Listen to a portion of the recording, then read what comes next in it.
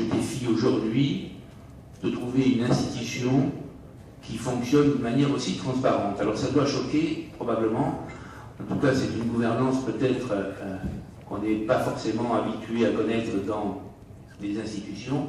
Je parle au sens très général et très large du terme. En tout cas, toutes celles et ceux qui y participent, toutes tendances confondues, peuvent le constater. Et José et Marie-Claire ont été une fois de ceux qui ont participé dans cet esprit aux travaux du département. Je voulais vous dire également que la semaine dernière, une décision de justice a été rendue concernant notre directrice générale des services. C'est la voie de la justice, c'est le chemin qu'elle a décidé de prendre. Pour ma part, mais là encore, je crois qu'on peut associer l'ensemble des collègues, les élus et les collaborateurs. Pour ma part, je garde une confiance absolue dans nos deux cadres.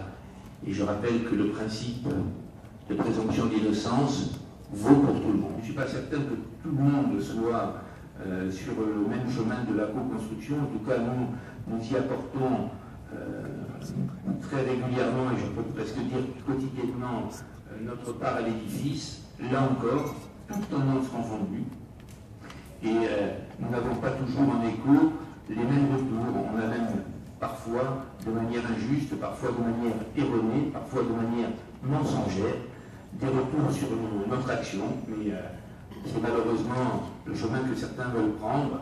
Nous continuerons dans la clarté, nous continuerons dans l'affichage de nos intentions, de la construction, de la co-construction de la collectivité unique, et nous continuerons de travailler.